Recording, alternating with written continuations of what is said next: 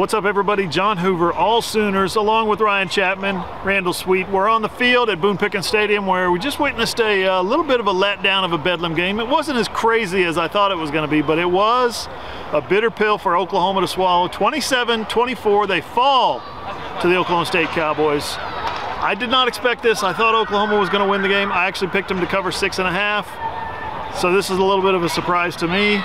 What about you guys? The way this game went, it's their second loss in a row, 27-24 on the road in the Big 12. They lost last week at Kansas. The national championship thing is done, well over. The Big 12 championship thing is most likely done. I think that's a long, long shot at this point. Right now, they're just trying to salvage the season. Yeah, don't really know what to make of this team, because it's 2 weeks in a row that how poorly Oklahoma played at times. They had no business even being in the football game, yet chances in the last couple of minutes, last minute in Lawrence, 2 minutes here in Stillwater, but ultimately Oklahoma commits 3 turnovers, 2 of them just terrible turnovers. Oklahoma State cashes those into 10 points. Oklahoma gives up a 97-yard drive after the defense had essentially shut Oklahoma State down and out in the third quarter. We said it, Hoove, coming into the year, Oklahoma could probably win 10 games with this schedule. We wouldn't know if they're good, bad, otherwise. Good teams put away the Sooners where they don't even have a chance to come down the field in these last 2 weeks. They didn't get that, but ultimately not enough plays, too much going wrong, not enough consistency on the offense. The defense isn't the issue. The defense did enough to win this game. It's the offense that did Oklahoma in Stillwater. Yeah, I asked Ethan Downs, I asked Jeff Lebby, and I asked Dylan Gabriel this question in the post-game interviews. 10 weeks into the season, teams are getting better. Oklahoma State just won its 5th game in a row. They're getting better every week.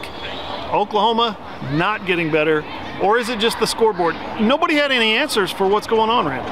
Yeah, and I mean, Oklahoma, I think you guys mentioned it, had plenty of opportunities to win this game, and they never went and they never grabbed, they never took control of the game. They squandered every opportunity that Oklahoma State gave them, and that goes back to the first half, that continued in the second half, even when the game looked like it would be, you know, when Oklahoma got the ball back, I think they were up 4.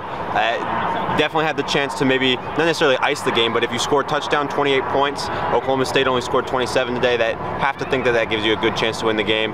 Oklahoma, again, missed opportunities, mistakes, penalties, another penalty on the coaching staff, just things that can't happen. This one, penalty on the coaching staff, was on Brent Venables. He said he thinks it was for being out on the field too far, asking a question. He said there was no, he didn't cuss anybody out. And well, in his post-game interview, Billy Bowman said that he was right next to it and said that he didn't think Brent did enough to warrant a flag. But yeah, flags were flying, and then there were times when flags should have flown that they weren't flying. There were pass interference penalties or pass interference phantom penalties. One in the end zone down here, where it looked like Drake Stoops had drawn a flag, or a one-handed catch in the back of the end zone. Neither one of those was called. Instead, it was an incomplete. Boy. Where do you start?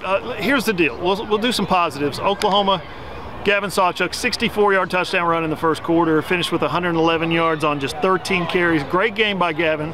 Jeff Lebby said he had a great week of practice and earned it, and then delivered in the game.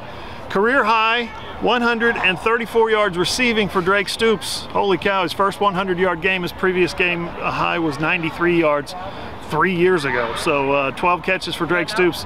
Other guys had nice numbers. I thought the nicest number that the Oklahoma team put up tonight was 4.2, which was Ollie Gordon's yards per carry. Came in averaging 8 yards per carry in Big 12 play, 7.7 on the season, ranked 2nd in the country.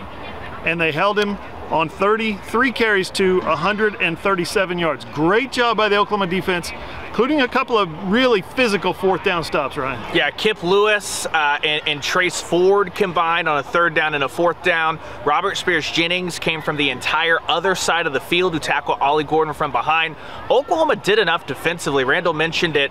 One of those 4th down stops gave Oklahoma great field position, up 21-17, a chance to go down the field, score. He had a Billy Bowman interception that wiped out another promising Oklahoma State drive. The offense did nothing with any of those, and that's what cost them the game. But there will be Trayvon West and Drake Stoops. Those 2 guys will go down in Bedlam history as the phantom no calls in this end zone. The Boone Pickens end zone. Is this the west end, east end zone? East end zone. Sorry. The east end zone is Oklahoma still should have had an opportunity, but at the end of the day, as good as Drake Stoops was, whether it was play design or route on 4th and 5 to stay in the game. Oklahoma didn't even run to the sticks. Yep. Like, it was little stuff like that all day long. Jalil Farouk had a big play drop. Nick Anderson had a touchdown drop. Not consistent enough.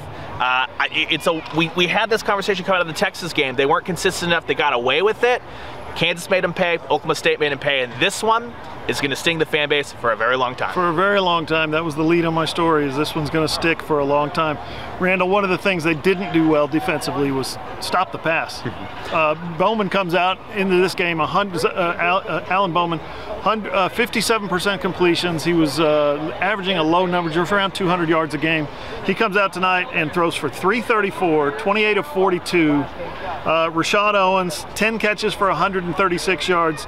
Brennan Presley had 97 yards receiving. Leon Johnson, 70 yards receiving. It was like death by 1,000 paper cuts. It was 7 yards here and 11 yards here and 10 yards there.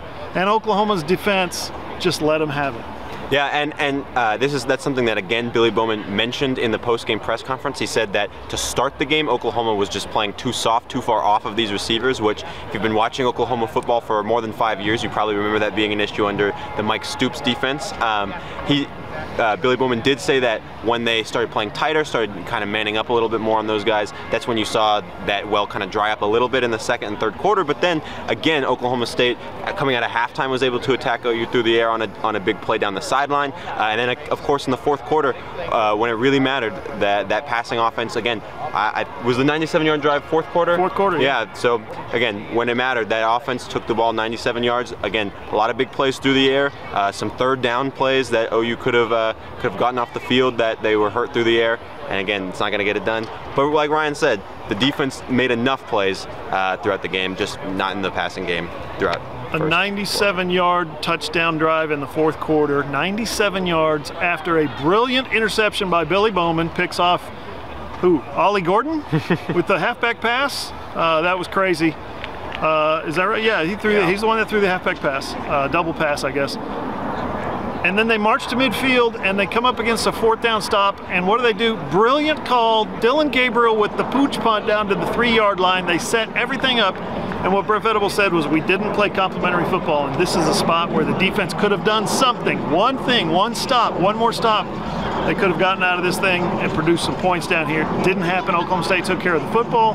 Guys, I just noticed the fan base after the mosh pit, they snapped the goalposts off. Yep. I left the press box and I was like, well, at least the goalposts are intact. I come down to the field and they snapped it off. It's a party in Stillwater. It's an orange party and the Sooners are not invited. 2 weeks in a row, Jeff Lebby's got to wear this one. Simple as that. Oklahoma's offense was a shell of itself in Lawrence. Oklahoma's offense was nowhere near consistent, got way too cute at times. Brent Venables laid getting out of rhythm in the second half at the feet of not executing.